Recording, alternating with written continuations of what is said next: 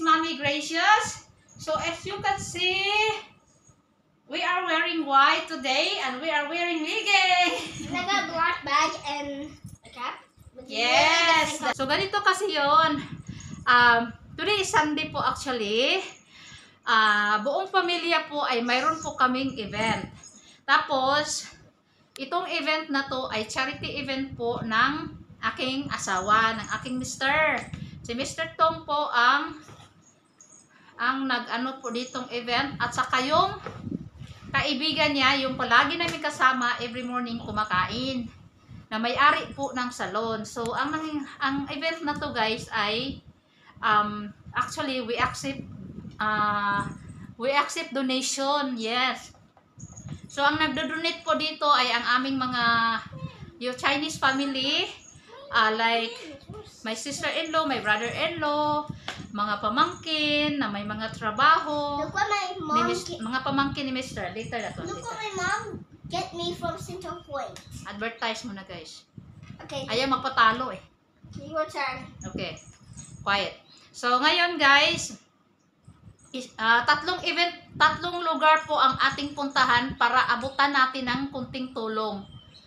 Ang tulong na yan ay mayroong ano po yung kaibigan ni Mr. May-ari ng malaking salon po yon. So, yung UG Salon, siya po ang may-ari at ang pangalan po ng kaibigan niya ay si UG. So, si UG po ay mayroon po siyang mga trabahante na magbibigay serbisyo sa mga OKU, orang kurang upaya. So, maksud niya, so ang ibig sabihin doon, yung mga walang kakayahan masyado, yung mga disabled person, yun po ang ating bibigyan po ng mga workers ni Mr. Yoji ng free haircut. At saka, syempre, nandun na rin yung mga food, at saka, iba pa, yung mga gamit-gamit na kailangan gamitin nila doon for everyday use. So, yun lang po. Tapos sa iba naman, may pupuntahan din kaming home of age siguro yon. Pero sa next video na natin yon. Tapos tingnan natin, ang unahin natin ngayon ay yung unang lugar na pupuntahan namin. Medyo malayo-layo pong lugar na yan guys. Tapos mayroon din kaming pupuntahan na mental, kung saan mayroong mga nasisiraan ng ulo, yun, yung mga na-admit dito sa Sabah. So yan, abangan nyo na lang guys ang ating charity event today. So ngayon guys, bago kami pupunta sa isang venue, kain tayo ng breakfast sa lugar na to. Sa food court po ng what this place na? Food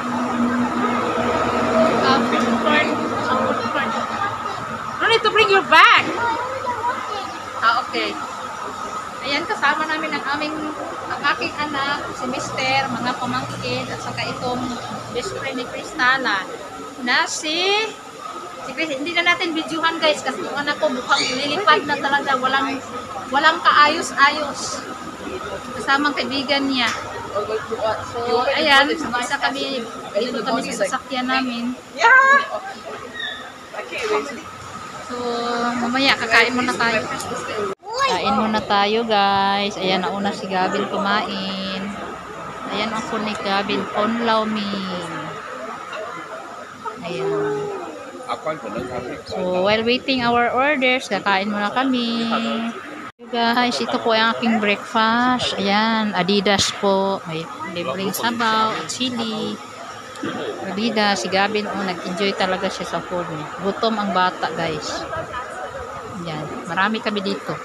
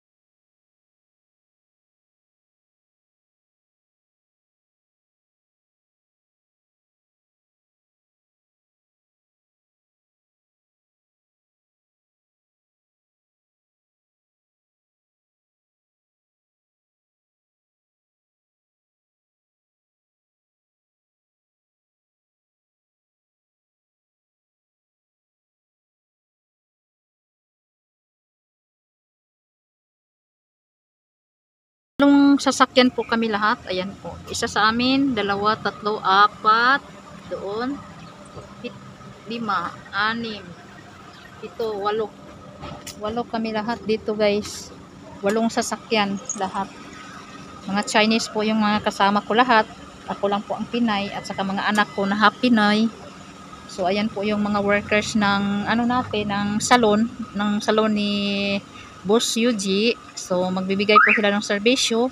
So at this moment guys, nandito po kami sa first venue na to guys. Ang venue na to ay ang nakaano po dito yung mga disabled person po, like yung may minta, may problema sa brain. Tingnan natin lang kung makakuha tayo ng video sa loob, no?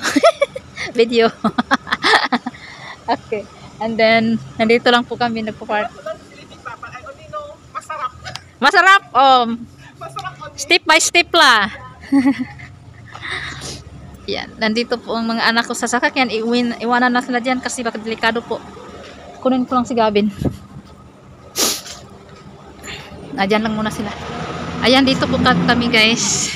Subukan natin na makapasok tayo dito kasi magbibigay po ang mga ating mga hairdresser ng serbisyo. Magbigay po sila ng haircut, free haircut po sa mga ano. Pero tingnan natin kung magbigay ba sila dito. Guys, parang hindi, parang sa ibang venue na yata eh. Dito na yung mga goods na ating ibibigay. Ito nga pala yung ano guys. Ayan na yung mga goods guys na ibibigay dito sa Roma Bhakti Harapan. Ayan po ang kanilang this is a disabled home. Orphans, home for orphans and disabled. Okay.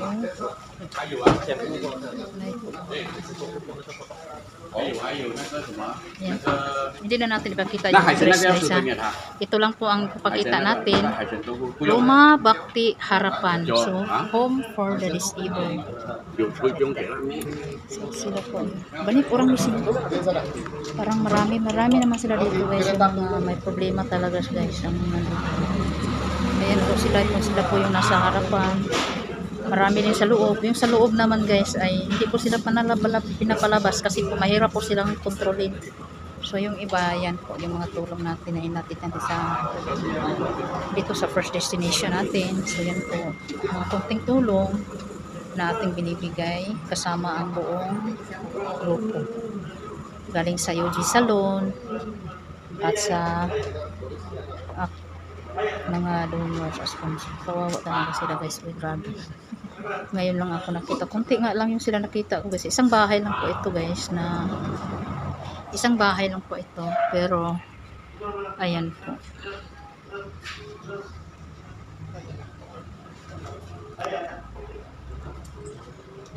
Mga disabled.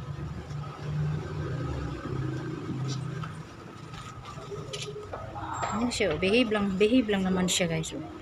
Yung iba hindi naman sila nang gugulo, pero yung iba talaga sa loob lang.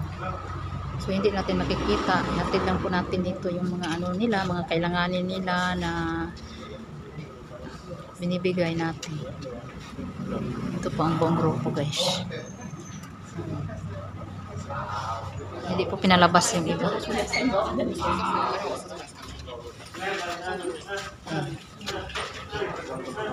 Sila lang yung ano doon dyan. Sila na lang yung mag picture doon. Sila lang yun yung mga yung sa Yuji Salon na grupo, yung mga hairdressers. Ayan. Kasi sa family ni Mr. You don't to join? Ayaw ni Mr. mag-join mag-picture. Sila lang.